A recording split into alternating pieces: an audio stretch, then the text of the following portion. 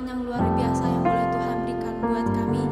Dan tidak ada alasan Tuhan untuk kami gak mengucap syukur, gak ada alasan untuk kami gak menyembah Tuhan. Terima kasih Tuhan. Terima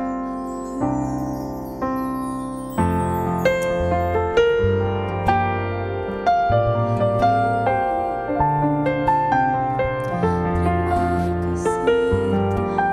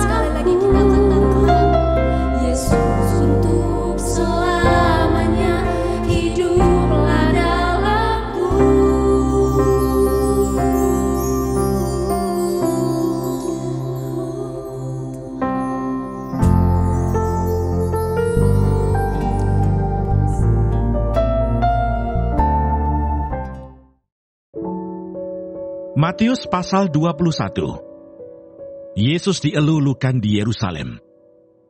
Ketika Yesus dan murid-muridnya telah dekat Yerusalem dan tiba di Betfage yang terletak di Bukit Zaitun, Yesus menyuruh 2 orang muridnya dengan pesan, "Pergilah ke kampung yang di depanmu itu, dan di situ kamu akan segera menemukan seekor keledai betina tertambat dan anaknya ada dekatnya.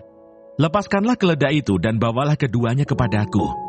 Dan jikalau ada orang menegur kamu, katakanlah, Tuhan memerlukannya, ia akan segera mengembalikannya." Hal itu terjadi supaya genaplah firman yang disampaikan oleh Nabi. "Katakanlah kepada putri Sion, lihat, rajamu datang kepadamu. Ia lemah lembut dan mengendarai seekor keledai beban yang mudah." Maka pergilah murid-murid itu dan berbuat seperti yang ditugaskan Yesus kepada mereka. Mereka membawa keledai betina itu bersama anaknya, lalu mengalasinya dengan pakaian mereka, dan Yesus pun naik ke atasnya. Orang banyak yang sangat besar jumlahnya menghamparkan pakaiannya di jalan. Ada pula yang memotong ranting-ranting dari pohon-pohon dan menyebarkannya di jalan. Dan orang banyak yang berjalan di depan Yesus dan yang mengikutinya dari belakang berseru katanya, "Hosana bagi anak Daud, diberkatilah dia yang datang dalam nama Tuhan. Hosana di tempat yang maha tinggi." Dan ketika ia masuk ke Yerusalem, gemparlah seluruh kota itu dan orang berkata, "Siapakah orang ini?" Dan orang banyak itu menyaut, "Inilah Nabi Yesus dari Nazaret di Galilea." Yesus menyucikan bait Allah. Lalu Yesus masuk ke bait Allah dan mengusir semua orang yang berjual beli di halaman bait Allah. Ia membalikkan meja-meja penukar uang dan bangku-bangku pedagang merpati, dan berkata kepada mereka, "Ada tertulis, rumahku akan disebut rumah doa, tetapi kamu menjadikannya sarang penyamun." Maka datanglah orang-orang buta dan orang-orang timpang kepadanya dalam bait Allah itu, dan mereka disembuhkannya. Tetapi ketika imam-imam kepala dan ahli-ahli Taurat melihat mukjizat-mukjizat yang dibuatnya itu, dan anak-anak yang berseru dalam bait Allah, "Hosana bagi anak Daud," hati mereka sangat jengkel. Lalu mereka berkata kepadanya, "Engkau dengar apa yang dikatakan anak-anak ini?" Kata Yesus kepada mereka, "Aku dengar. Belum pernahkah kamu baca, dari mulut bayi-bayi dan anak-anak yang menyusu, engkau telah menyediakan puji-pujian?" Lalu ia meninggalkan mereka dan pergi keluar kota ke Betania dan bermalam di situ. Yesus mengutuk pohon ara. Pada pagi-pagi hari dalam perjalanannya kembali ke kota, Yesus merasa lapar. Dekat jalan ia melihat pohon ara, lalu pergi ke situ. Tetapi ia tidak mendapat apa-apa pada pohon itu, selain daun-daun saja. Katanya kepada pohon itu, "Engkau tidak akan berbuah lagi selama-lamanya." Dan seketika itu juga, keringlah pohon ara itu. Melihat kejadian itu, tercenganglah murid-muridnya lalu berkata, "Bagaimana mungkin pohon ara itu sekonyong-konyong menjadi kering?" Yesus menjawab mereka, "Aku berkata kepadamu, sesungguhnya, jika kamu percaya dan tidak bimbang, kamu bukan saja akan dapat berbuat apa yang kuperbuat dengan pohon ara itu, tetapi juga jikalau kamu berkata kepada gunung ini, beranjaklah dan tercampaklah ke dalam laut, hal itu akan terjadi. Dan apa saja yang kamu minta dalam doa dengan penuh kepercayaan, kamu akan menerimanya." Pertanyaan mengenai kuasa Yesus. Lalu Yesus masuk ke bait Allah, dan ketika ia mengajar di situ, datanglah imam-imam kepala, serta tua-tua bangsa Yahudi kepadanya, dan bertanya, "Dengan kuasa manakah engkau melakukan hal-hal itu? Dan siapakah yang memberikan kuasa itu kepadamu?" Jawab Yesus kepada mereka, "Aku juga akan mengajukan satu pertanyaan kepadamu. Dan jikalau kamu memberi jawabnya kepada aku akan mengatakan juga kepadamu, dengan kuasa manakah aku melakukan hal-hal itu. Dari manakah baptisan Yohanes? Dari sorga atau dari manusia?" Mereka memperbincangkannya di antara mereka dan berkata, "Jikalau kita katakan dari surga, ia akan berkata kepada kita, 'Kalau begitu, mengapakah kamu tidak percaya kepadanya?' Tetapi jikalau kita katakan dari manusia, kita takut kepada orang banyak, sebab semua orang menganggap Yohanes ini nabi." Lalu mereka menjawab Yesus, "Kami tidak tahu." Dan Yesus pun berkata kepada mereka, Jika demikian, aku juga tidak mengatakan kepadamu, dengan kuasa manakah aku melakukan hal-hal itu. Perumpamaan tentang 2 orang anak. Tetapi apakah pendapatmu tentang ini? Seorang mempunyai 2 anak laki-laki. Ia pergi kepada mereka yang sulung dan berkata, "Anakku, pergi dan bekerjalah hari ini dalam kebun anggur." Jawab anak itu, "Baik, Bapa." Tetapi ia tidak pergi. Lalu orang itu pergi kepada anak yang kedua dan berkata demikian juga. Dan anak itu menjawab, "Aku tidak mau." Tetapi kemudian ia menyesal, lalu pergi juga. Siapakah di antara kedua orang itu yang melakukan kehendak ayahnya? Jawab mereka, "Yang terakhir." Kata Yesus kepada mereka, "Aku berkata kepadamu, sesungguhnya pemungut-pemungut cukai dan perempuan-perempuan sundal akan mendahului kamu masuk ke dalam kerajaan Allah. Sebab Yohanes datang untuk menunjukkan jalan kebenaran kepadamu, dan kamu tidak percaya kepadanya. Tetapi pemungut-pemungut cukai dan perempuan-perempuan sundal percaya kepadanya.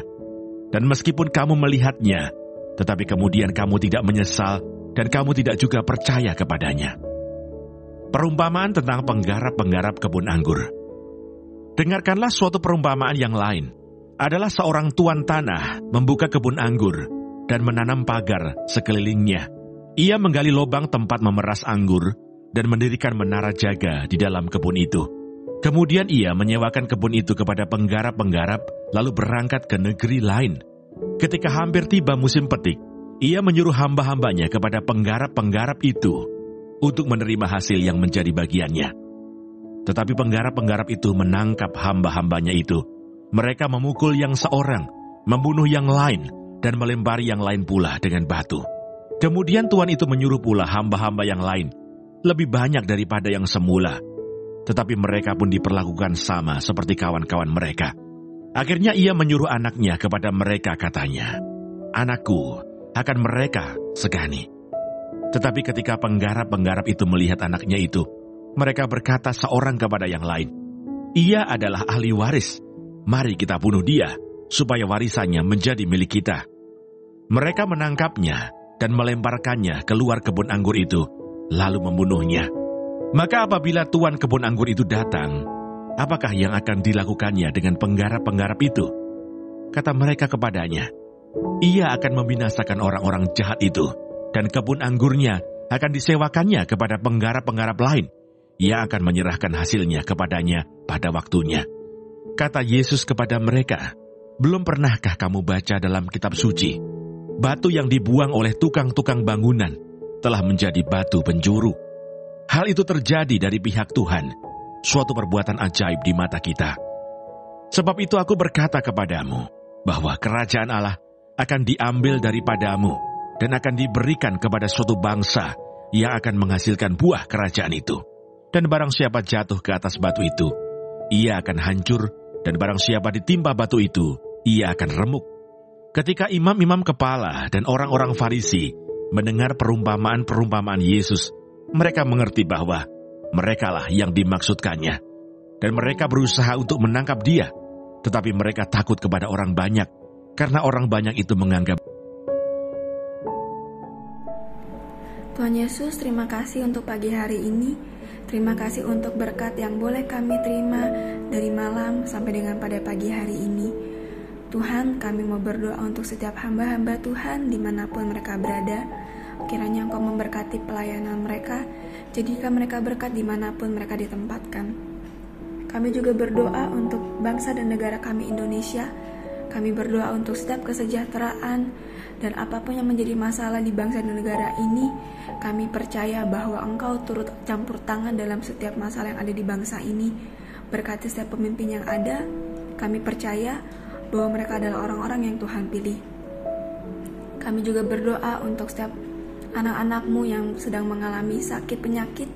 Kami berdoa kiranya Engkau Tuhan memberikan kesembuhan yang luar biasa. Biarlah mereka boleh menjadi kesaksian dalam kehidupan mereka, bahwa Engkau turut bekerja dalam setiap hidup mereka. Terima kasih Tuhan. Bapa kami yang di sorga, dikuduskanlah nama-Mu, datanglah kerajaan-Mu, jadilah kehendak-Mu di bumi seperti di surga. Berikanlah kami pada hari ini makanan kami yang secukupnya, dan ampunilah kami akan kesalahan kami, seperti kami juga mengampuni orang yang bersalah kepada kami. Dan janganlah membawa kami ke dalam pencobaan, tetapi lepaskanlah kami daripada yang jahat. Karena Engkaulah yang mempunyai kerajaan, dan kuasa, dan kemuliaan, sampai selama-lamanya. Amin.